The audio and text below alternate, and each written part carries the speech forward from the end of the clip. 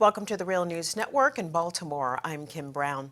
Sweden's chief prosecutor announced on Friday that she is dropping the rape investigation against WikiLeaks founder Julian Assange. This is an important turn of events for Assange, who has spent much of the past 5 years holed up in Ecuador's embassy in London. He was granted political asylum in Ecuador, but was prevented from leaving the embassy because of an outstanding arrest warrant and extradition request from Sweden. Here's the announcement from Sweden's chief prosecutor, Marianne Nye, explaining why the case is no longer being pursued. It is correct that the decision to close the preliminary investigation was not because we could not do a complete evaluation and a final evaluation of the evidence in the case, but forced to close because it is not possible to carry on the investigation further from this point.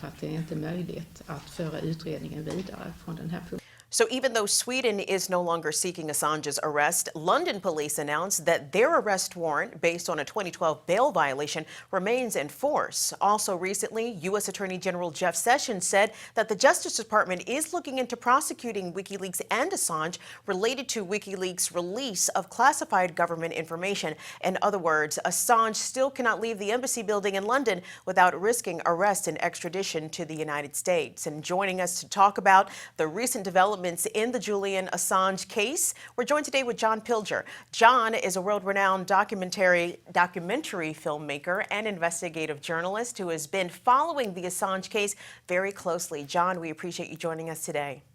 You're welcome. So please explain to us why Sweden is dropping the investigation against Julian Assange, because last November, Swedish prosecutors finally interviewed him at the embassy, and Sweden's chief prosecutor says that she still believes Assange is guilty of having raped 2 women over 7 years. So why drop the case then?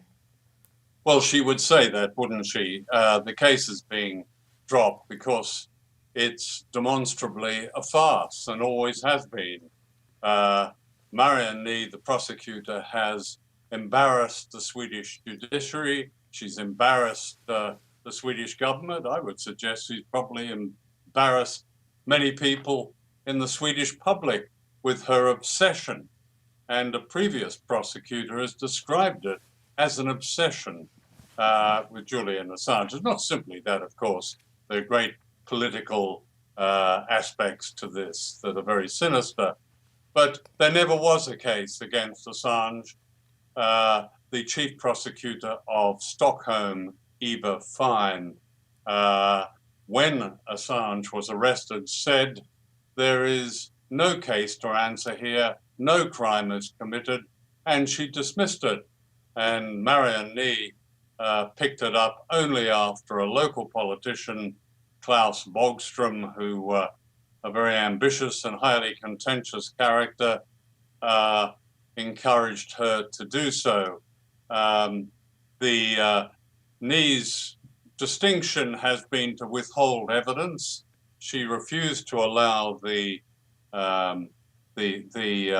lawyers of Assange to include in their case hundreds of SMS messages which the 2 women in question had sent.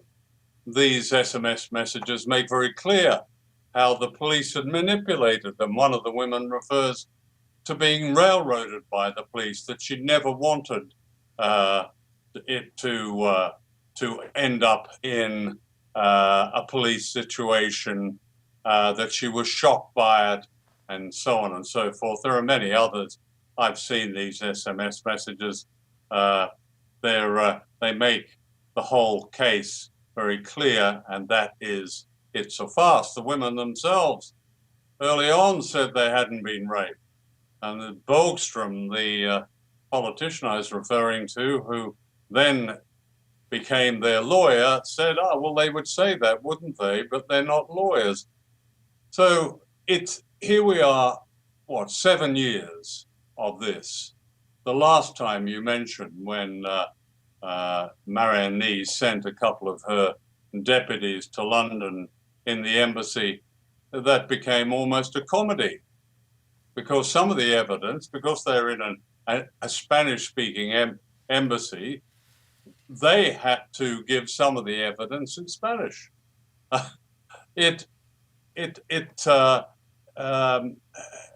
the presumption of innocence was taken away. Assange has been smeared all these years. It's just one of those epic miscarriages of justice. Well, John, as we know that Julian Assange is still not free to leave because of an outstanding British warrant arrest related to a bail violation from some years ago. So tell us what that is all about, and why isn't that arrest related to Sweden's prosecution of Assange? Well, the London's Metropolitan Police have been surrounding the embassy in some numbers until recently, and they want their man. But he did break his bail. There's no question about that, and that is not a very serious crime. I think there's up to a year, probably a few months in prison at most, or a fine. The problem with that is that once Julian Assange is in any kind of custody, he was very fearful, and rightly so, of being in custody in Sweden. But custody in London would mean that the US then would have an opportunity to prepare an extradition application to the British courts. That's really what this is all about. It's about Assange ending up in the kind of hellhole that Chelsea Manning has just been able to escape from. Well, now, why the British police are doing it, excuse me, well, they would say that's their job, but there's also a political dimension to this. It's really now down to the British government to negotiate Assange's safe passage out of the embassy to a third country. Well, you raise a very interesting point and a question that many are asking, because during his presidential campaign, Donald Trump said that he, quote, loved WikiLeaks, but his appointees, Attorney General Jeff Sessions and CIA Director Mike Pompeo, have recently said that they want to prosecute Assange and WikiLeaks. Now, we know the Obama administration explored this possibility, but later dropped the case because they concluded that what WikiLeaks did was not so unlike what major news outlets do when they published secret government information. So what do you expect to happen to Assange now, especially as it relates to the United States getting involved? Well, you know, having Donald Trump publicly say that he loves you, I would have thought has all kinds of difficulties to it. But yes, I'm not sure that both of those said that they wanted to actually prosecute Assange, but that's what it adds up to. The CIA director's extraordinary statement, his first in public, was in the wake of WikiLeaks releasing a number of very important leaked CIA files. What will happen? I'm not a futurist, I don't know, and I've been always surprised by the twists and turns of this. This is very good news for Assange, there's no doubt, because it takes away the whole notion that he could go to Assange and then be extradited on, and puts it back really with the British government. I would have thought there at the moment there's a lot of, as we say, strategizing going on in London with people trying to work out with the Americans whether they would accept the Assange going to another country. It's difficult even for the United States because they also haven't prosecuted Assange. There's been a lot of rumors, and there is undoubtedly a huge prosecution file, both FBI, CIA, and others. There's no question about that. Department of Justice has something there, but it hasn't said straight out, this is what we have, we want to prosecute him. For one good reason, as you point out, what Assange did and what WikiLeaks has done is in fact no different whatsoever. In principle, from what the New York Times does, or the Los Angeles Times, or the Baltimore Sun, or whatever.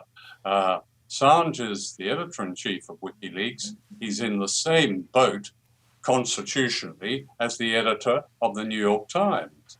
They'll try and get him with perhaps some espionage act from the First World War, but this is difficult. So it's not a foregone conclusion. It's a very fundamental struggle. It throws up fundamental issues here about freedom of press, real journalism, truth, the unilateral power of great power, and so on and so forth.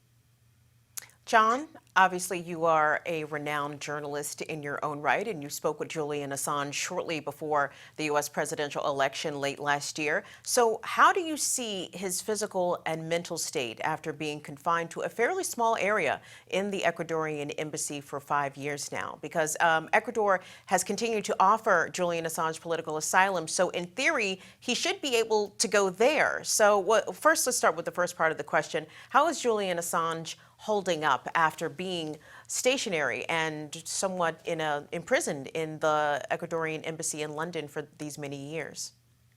Well, Julian retains a very active, dark sense of humor.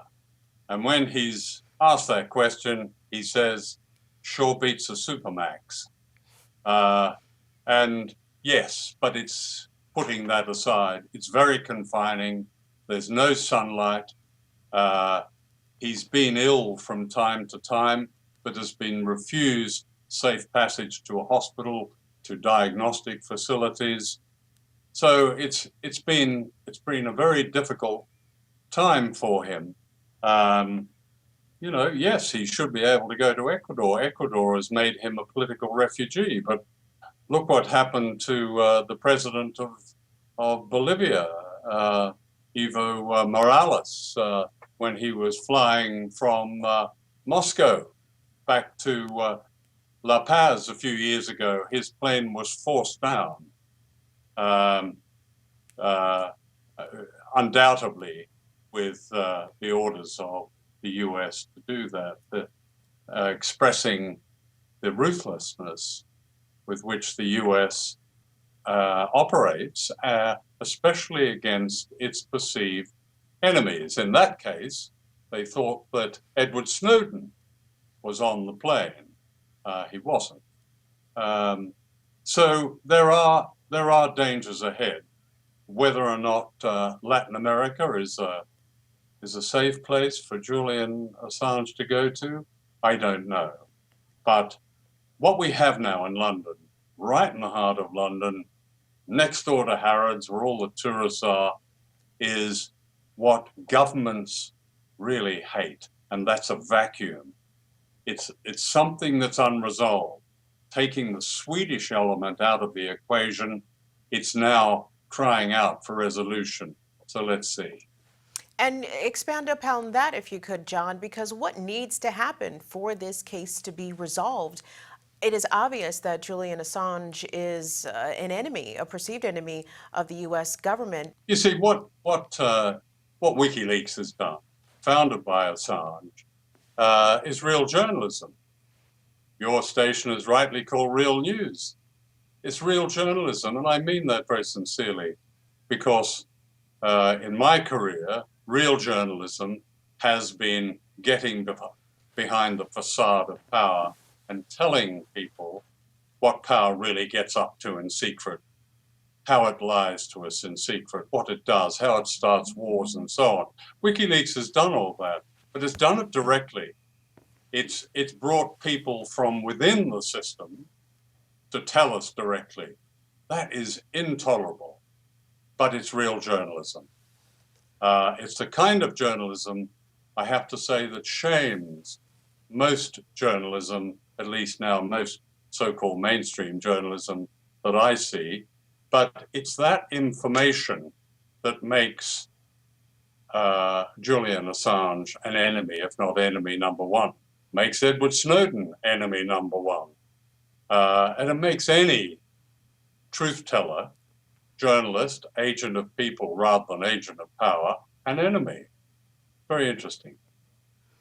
We've been discussing Julian Assange. The 7-year-long investigation into rape allegations has been concluded. Swedish prosecutors announced last Friday that they will no longer be pursuing this rape allegation investigation against Julian Assange. However, he is still not free to go after British authorities say that they have an arrest warrant for him in regards to a bail violation, and U.S. authorities have expressed an interest in prosecuting him, so he will remain in the Ecuadorian Embassy in London for the time being. We've been speaking today with John Pilger. John is a world-renowned filmmaker, documentarian, also investigative journalist. John, we certainly appreciate you joining us and give us your very valuable perspective on the Assange developments. Thank you so much.